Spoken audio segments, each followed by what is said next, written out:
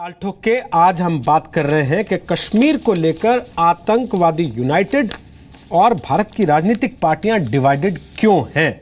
हमारे साथ संबित पात्रा हैं बीजेपी से, सुशील पंडित हैं यहां रूट्स इन कश्मीर से जुड़े हुए। हमारे दो मेहमान आलोक शर्मा और शबनम लोन। आलोक शर्मा कांग्रेस के नेता हैं, शबनम लोन सुप्रीम कोर्ट की वकील हैं।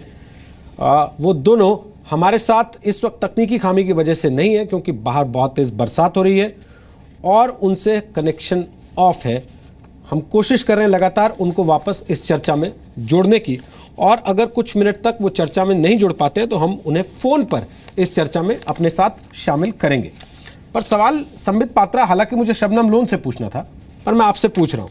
वो सवाल ये है कि भाई एक संसद में पत्थर के जवाब में पैलेट गन चलती है तो उससे चोट लगने वाले हर आदमी का दुख दिखता है संसद को, लेकिन जिन पर पत्थर चलते हैं, जिन पर ग्रेनेड फेंके जाते हैं, जो बिना युद्ध के अपनी जान गंवा रहे हैं, आतंकवादियों की वजह से अपनी जान गंवा रहे हैं, अपने ही लोगों को सामना करते हुए अपनी जान गंवा रहे हैं, उनके भी तो बच्चे हैं, उनके भी परिवार हैं।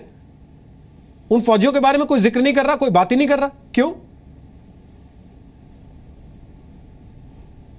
नहीं, बिल्कुल ठीक कह रहे हैं। और तभी तो जब राजनाथ जी ने अपना बयान दिया था, पहला बयान जो दिया था जिस पे पैलेट गन के विषय में डिस्कशन भी हुआ था, आपको ध्यान होगा, राजनाथ जी ने तमाम उन सेना के अधिकारियों और पुलिस के अफसरों का नाम भी लिया था और कहा था कि इन्होंने किस प्रकार से अपने सीने पर पूरा जो आक्रोश है वो झेला है।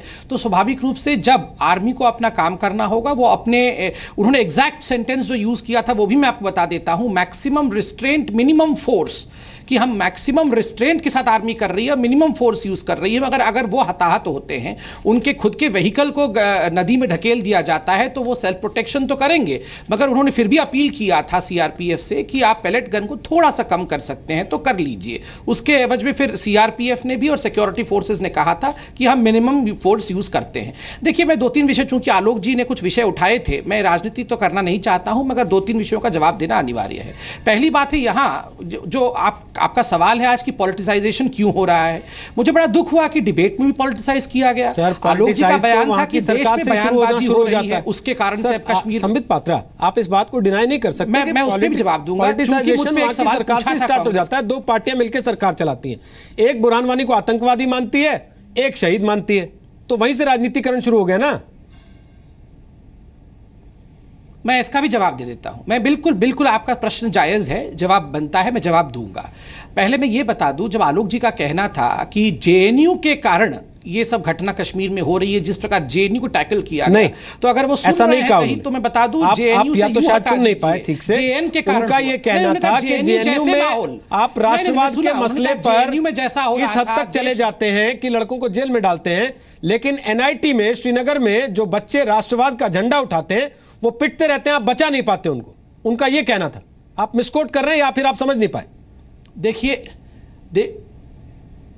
नहीं, मैं जब सुना उन्होंने कहा कि देश में बयानबाजी हो रही है और जेएनयू बयानबाजी के कारण से माहौल बिगड़ रहा है, मैं इस बात से बिल्कुल सहमत नहीं हूं। कश्मीर का प्रॉब्लम कोई आज का प्रॉब्लम नहीं है। 2008 और 2010 में, खास करके 2010 में, बैठे हैं सुशील जी, पूछिए, 125 लोगों की जान गई थी। क्या उस समय भारतीय जनता पार्टी ने कोई राजनीति की थी वहां पर? क्या हमने कहा था कि बयानबाजी के कारण से कश्मीर में प्रॉब्लम है? कश्मीर का प्रॉब्लम है और वो 1947 से चला आ रहा है। उसको राजनीतिक रूप से जोड़ के देखना बिल्कुल अनुचित होगा। और जहां तक पीडीपी और भाजपा का गठबंधन है, यह प्रश्न बार बार हमसे पूछा जाता है कि ये दोनों पार्टी जो कि पोल्स अपार्ट है अपनी आइडियोलॉजी में, इन्होंने सरकार बना ली और इसके कारण गड़बड़ हो गया। यही तो मैं कह रहा था। खुद गुलाम नबी आजाद कह रहे हैं कि 200-300 साल तक भारतीय जनता पार्टी को वहां एक्सेप्ट नहीं किया जाएगा। देखिए, जम्मू कश्मीर में जम्मू भी एक हिस्सा है। जम्मू के लोगों ने भारतीय जनता पार्टी को जिताया, 25 सीटें हमें आई, तो क्या जम्मू के लोगों की कोई वहां औकात नहीं है? जम्मू की लोगों की बात ना सुनी जाए? आप खुद देखिए, डिबेट में हम केवल जम्मू कश्मीर केवल कहने के लिए कहते हैं, बात हम केवल कश्मीर की करते हैं। जम्मू की लोगों को हमने कोने में ढकेल रखा है कि नहीं छोड़ो, वो पत्थर नहीं फेंक रहे हैं ना, तो छोड़ दो ना, उनके बारे में डिस्कशन मत करो। अरे वो पत्थर नहीं फेंक रहे हैं, बहुत अच्छी बात है, मगर वो भी तो राइट टू रिप्रेजेंट रखते हैं, तो उनके रिप्रेजेंटेटिव सरकार कभी नहीं बनाएंगे क्या? ठीक है, आलोक शर्मा और शबनम लोन दोनों को हम फोन पे ले आए हैं क्योंकि वो चर्चा में कैमरे के साथ नहीं आ पा रहे, बारिश की वजह से, मौसम थोड़ा खराब होने की वजह से तकनीकी दिक्कत आ रही है। शबनम लोन, आपका सवाल पैलेट गन पे, आपकी नाराजगी इस बात से कि पैलेट गन क्यों इस्तेमाल कर रहे हैं? पैलेट गन कब से इस्तेमाल हो रही है ये तो आप जानती होंगी ना? जी जी जी। और किस लिए इस्तेमाल होने लगी थी ये भी आप जानती हैं बखूबी। जी सवाल आप क्या जवाब चाहते हैं मुझे? मेरा सवाल यह है शबनम जी, क्या 2010 से 2015 तक पैलेट गन से फूल बरस रहे थे?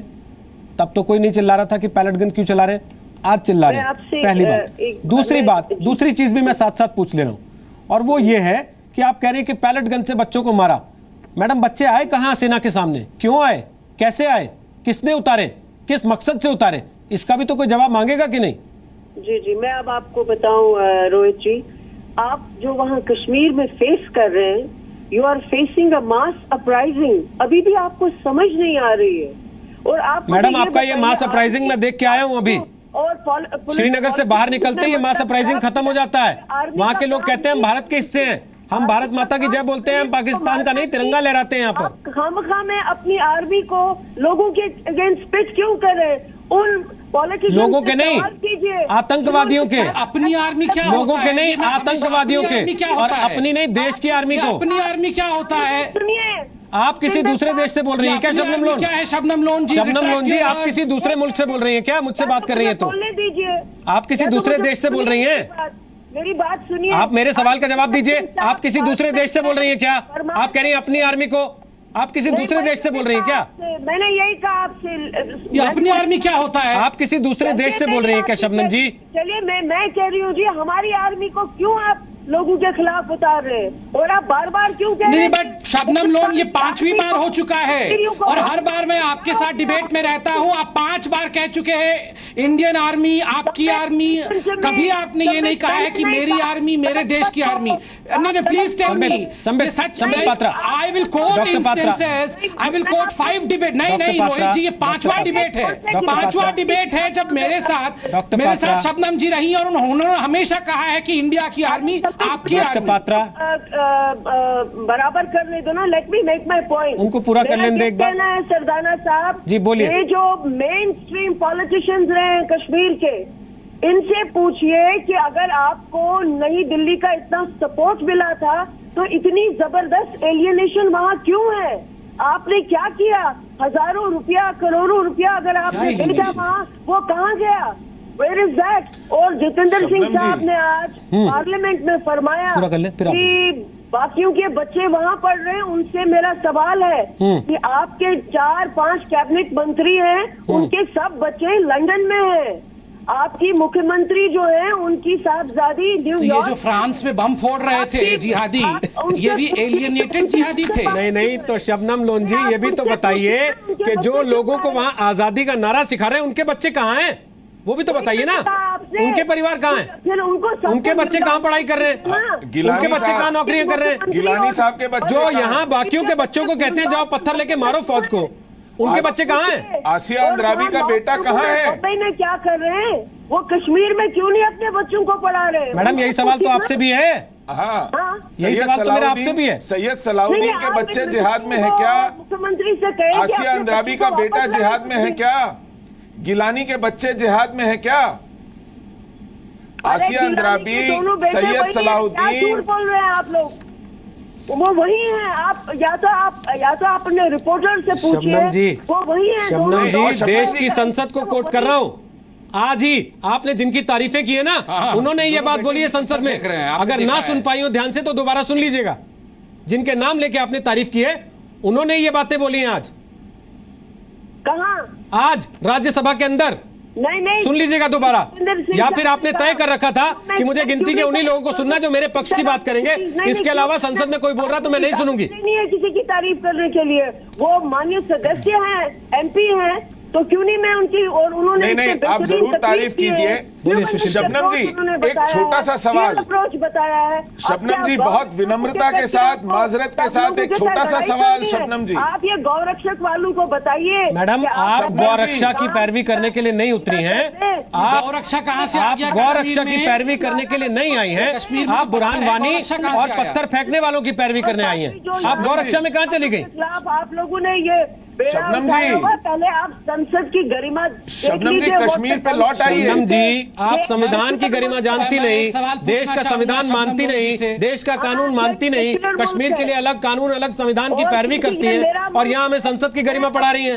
आप बुरहान को आतंकवादी नहीं मानती हैं। किसी से इजाजत लेने की जरूरत नहीं है। शबनम जी, एक छोटा सा सवाल बहुत विनम्रता के साथ, कश्मीर में सेना कब आई, कब आना पड़ा कश्मीर में सेना को, कब अफस्पा लगाना पड़ा, जरा आप मुझे सन बताएंगे? ऐसा करें आप सुशील जी, सरदाना साहब को कहें कि अगर आपकी और मेरी हिस्टोरिकल नॉलेज, हिस्ट्री की नॉलेज जो है, वैसे मैं हिस्ट्री की भी स्टूडेंट रही हूँ और मैं नहीं, मुझे सिर्फ साल बता दीजिए, सिर्फ वो साल बता दीजिए, फिर से और आप ना बताएं तो मैं बताता हूँ, मैं बताता हूँ।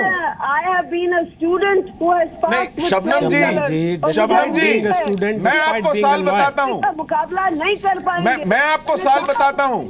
जब 1990 में, जब 1989 और 1990 में पूरा कश्मीर हिंदुओं से खाली हो रहा था, तब घाटी में अफसपा नहीं लगा था, तब सेना के बंकर नहीं थे, तब ना गन थी ना पैलेट्स थे। आप जानती हैं, जब निर्दोष और निहत्थे मारे जा रहे थे, तब सेना मोर्चों पे नहीं थी, तब घाटी में अफसपा नहीं था, तब बंकर्स नहीं थे, तब तलाशियां नहीं होती थी, इंटेलिजेंट लोग हैं, तब कर्फ्यू नहीं थे। थोड़ा सा मैं बोल लूं क्या?